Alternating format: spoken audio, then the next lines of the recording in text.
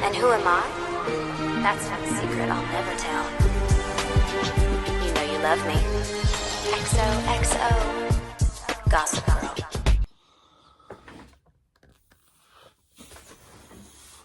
What's up? We got Gossip Girl, season 5, episode 16, Crossroads. This episode starts off with Dan finishing his new book proposal. Chuck reading an article about Inside, and Serena acting cold towards Blair after seeing her kiss Dan. While Chuck is getting ready for the day, he receives a call from Alexandra thanking him for the scarf gift she sent her. We all know that Chuck is only seeing Alessandra to get dirt about Dan, so Chuck can get back at Dan for having been seen with Blair. We all know that this is Chuck's end goal. Like, he doesn't care about Alessandra. He originally dismissed her. He's only seeing her. He's only pretending to date her so he can get leverage on Dan. Or get dirt on Dan so he can get back at Dan for trying to kiss Blair. So, yeah. So he asked her out for lunch, but she says Dan's coming to her office with his new book proposal, and there's multitude of steps she needs to take before she sends it to John Carp. Chuck, sensing a way to get back at Dan for kissing Blair, instead tells her that they have a date after her work is done.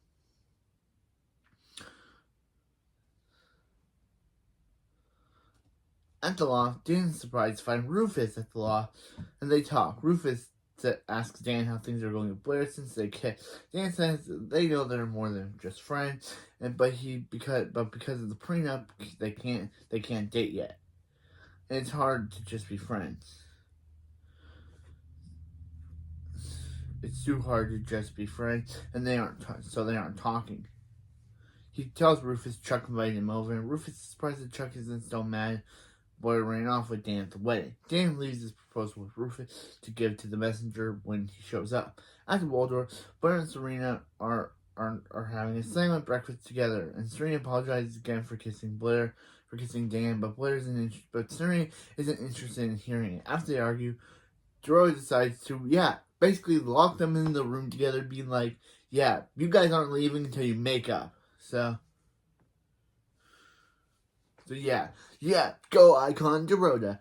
Icon Dorota knows how to solve this situation. Chuck also did this, but when he did it, it was an elevator, not a room. So, at the Empire, Nate and Lola sit down to visit. She tells Nate that she friend requested Ivy/Fake Charlie on Facebook, but she never heard back. Nate replies that she's in Europe and confesses to Lola how they had a thing once. She pulls out a copy of Inside, and Nate mentions it's Dan's book and asks if she's reading it. She explains how she's performing it at Upright Citizens Brigade, and how it would be good for Dan to come and see. Chuck walks in and announces he's taking Monkey for a walk.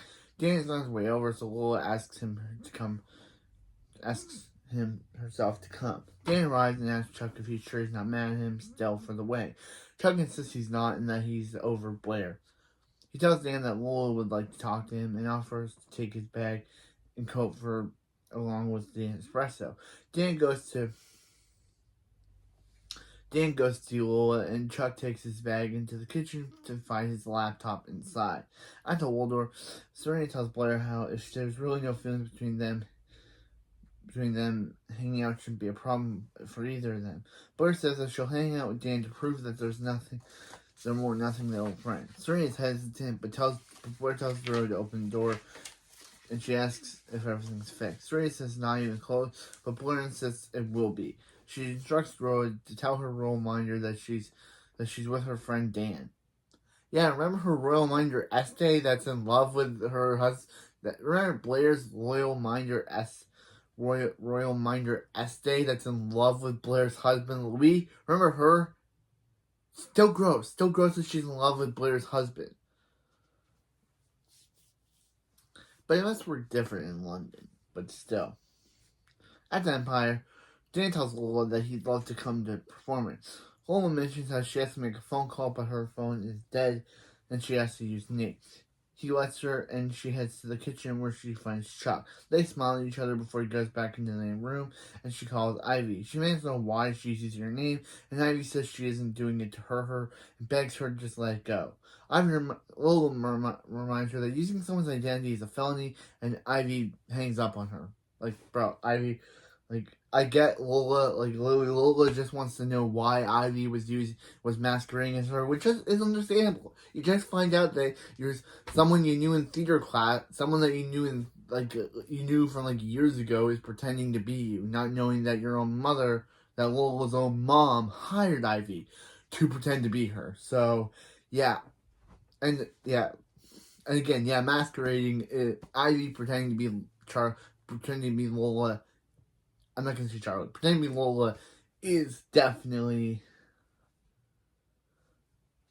yeah.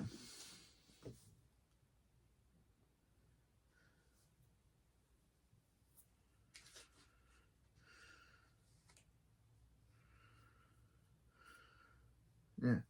So she goes back into the main room, and she lies and says that she was on the phone with the director and has to go in early. She gives Nate's phone back and leaves with Dan. Then he realizes the most recent call was with Ivy was with fake Charlie / Ivy. And meanwhile, at Cece's Hampton house, Ivy has been desperately trying to reach Carol. When she finally gets a hold of her, Carol has been at a silent yoga retreat in upstate New York. Ivy explains that, yeah, Lola is going to Juilliard and is partying with Nate and is going by Lola. Carol's confused on how that could be happening, and Ivy warns her that she needs to get Lola out of the city before Lola basically blows up their whole plan. Before the whole plan blows up in Carol's face. But is interrupted by a sick-looking Cece coming into the room. Yeah, that line when Nicholas' stalker grandma looked very sick. Cece asks if she told her family, and she doesn't want to worry them, but she lies and says she was talking to the pharmacy and escorts Cece back to her bed. At the Empire, a messenger for Dan's proposal shows up and gives the real one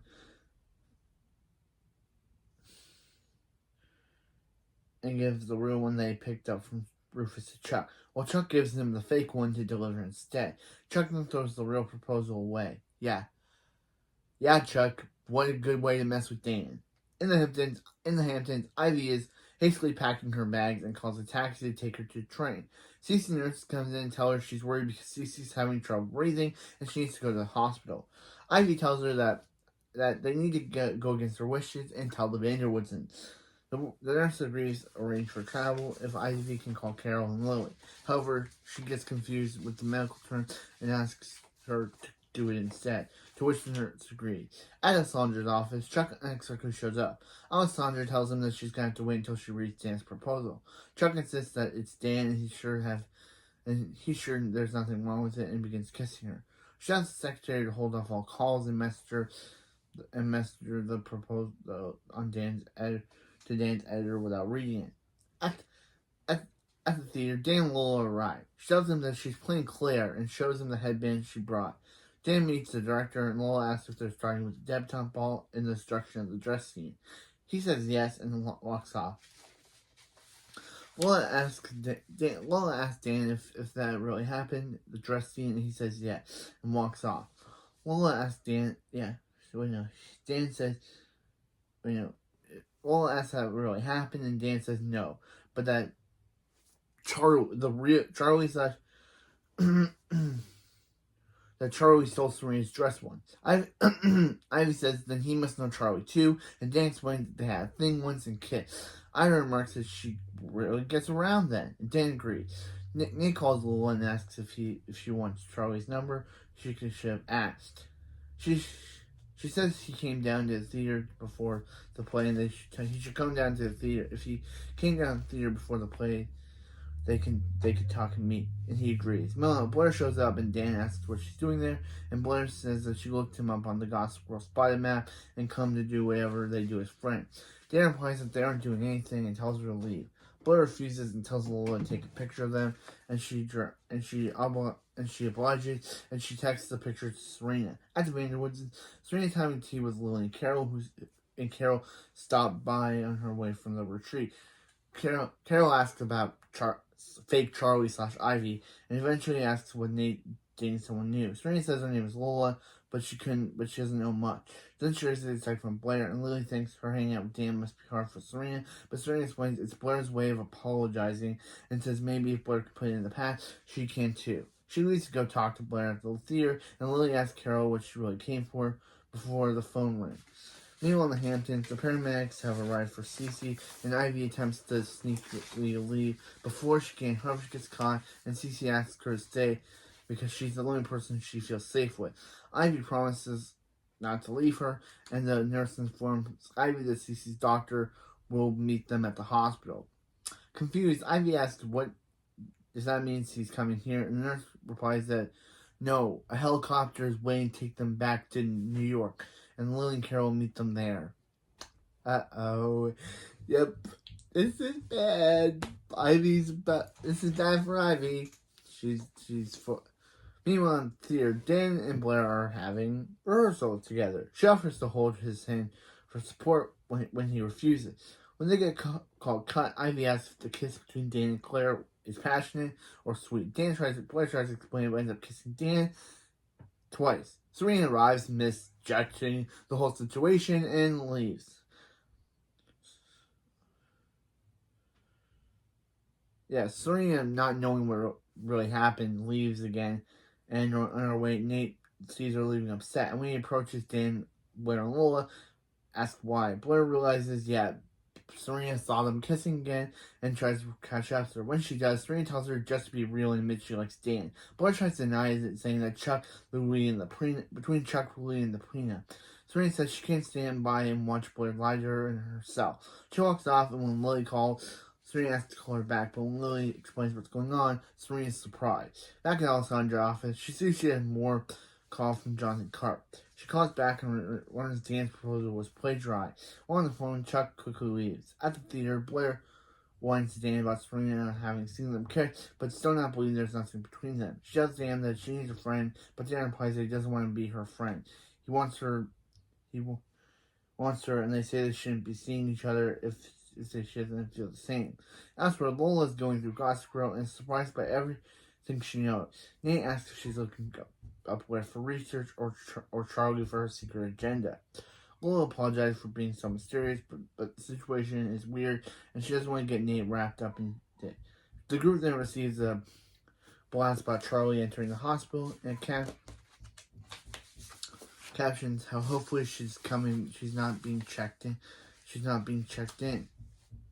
referring to her mental problems. Lola decides to confront Ivy and leave. When she does, Blair takes a place of playing Claire, and at the hospital, Serena arrives and asks Lily if she's okay, but neither Lily or Carol have seen her at the moment. As Cece's rolled by unconscious on a stretcher, Ivy's behind the doctors, and they explain they've sedated her. The nurse then tells them that that Cece has a blood clot in her lungs and it's common with chemo patients. Lily's confused since Cece never mentioned anything about chemo treatment, and the nurse tells them that she was on her way to a CAT scan and the doctor is waiting. Serena asks Charlie / Ivy what she's doing there, and she replies that she stopped by to see Cece, but is cut off by the nurse, who explains that Charlie has been taking care of her for months. The doctor walks up and says that if it's a blood clot, Cece will need to have emergency surgery. He asks Lily to sign the papers for consent, and she leaves Serena. But the doctor has asked Charlie to come too, because she's been with Cece for the past month. Carol reminds her that they're not done talking about this. Alessandra goes to see Dan at the theater, where he's setting up tables for his book to sell the audience. He asks if she got the proposal, and she says it's the one he plagiarized, a condensed version of the first book Jonathan Carp ever published. He's confused and asks Boy about the proposal. His proposal was an alternate history of Manhattan as a monarchy, and Alessandra admits that's not the way it's in. Dan realizes that maybe she read someone else's proposal, and she admits she might have technically not technically have read it, since his first draft was so good. She says that she can't prove it, not all a big mistake. They will drop him because plagiarism is a serious offense. Yeah, look what happened to Haruka and Dawn Brothers. She basically had all of her manga basically got canceled because it basically was to another person's manga by Naoki Shima. So yeah, look what happened to Haruka, Dan. You do not want to be a Haruka from Dawn Brothers.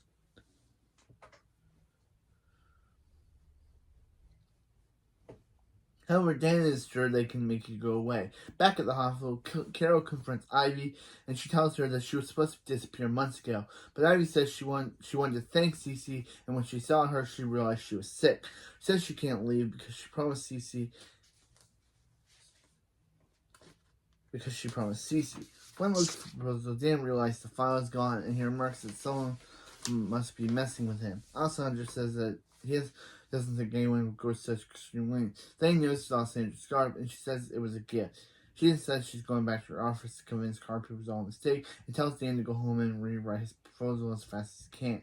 Meanwhile, the show begins, and during the first scene after reading the script, Blair realizes that Dan loves her for her, and leaves she realizes that Dan loves her for herself, and leaves the performance. Back at the hospital, Rufus and Ivy arrive, and Lily explains that Cece's hiding in the surgery soon, but the cancer is responding well to the chemo. Lola also arrives and is surprised to see Carol. Lily recognizes Lola from their brief encounter, and Carol is surprised Lily knows her as Lola.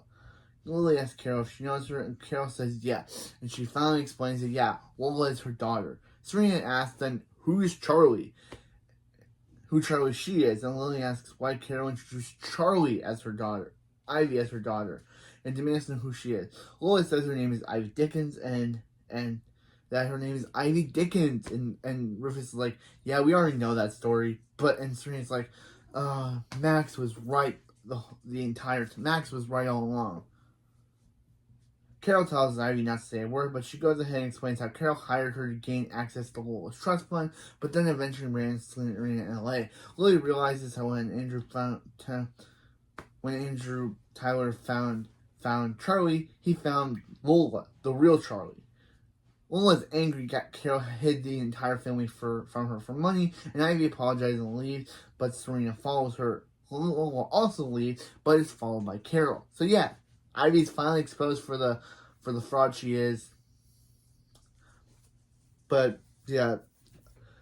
anyway, at the Empire, Dan goes to confront Chuck. He says that when he saw Alessandra Scott, he realized Chuck must have switched the proposal. He tells Chuck he wanted him to know it was him, but Chuck says he can't prove anything. Chuck, however, is confident that it doesn't matter anymore, and his reputation is tainted, and he will be dropped by his publishers anyway. Dan tells Chuck he wouldn't be trying so hard to mess with him if he didn't have a real shot with Blair. Thanks to him for assuring him he does, and leaves. Yeah, basically Chuck doing this basically made Dan be like, yeah, now Blair will basically will now have to be with Dan, since Chuck basically messed with him. Back at the hospital, Serena confronts Ivy and asks why she even came back to New York with her. Ivy says she never really had a family, but Serena says so good. But Serena's family was so good to her, and that she really cares about the family. Serena asks if it was family or the money, and tells Ivy to get out leave the hospital before she calls the cops. Elsewhere in the hospital, Carol catches up with Lola. Lola demands to know if she hit her family, because she didn't deserve to know them, or if there's something seriously wrong with the Vanderwoodsens. Carol says that she did to protect her and Lola from the Vanderwoodsens, but Lola says she doesn't want anything to do with Carol, and leaves. Downstairs, Blair and Dan meet up. She thanks him for telling her about Cece, and she admits that she wanted to afraid to go in since the story is so mad at her. She admits that she was denying that she had feelings for Dan, but doesn't know how anything can happen since so much stands in their way. She asks him to wait, but he doesn't want to. Serena approaches and Dan goes to find Rufus. Laura apologizes for having feelings for Dan, denying it, but Serena says she doesn't have to. Serena says she's being honest, and they will face the obstacles together, but she doesn't want to be one of them. They run to Lola, and Serena says since they're cousins now, maybe they can get something together, but Lola says she isn't so sure, and leaves. Blair's confused, being like, she's your cousin? I thought Charlie was, but Serena's like, I'll bring everything to you later.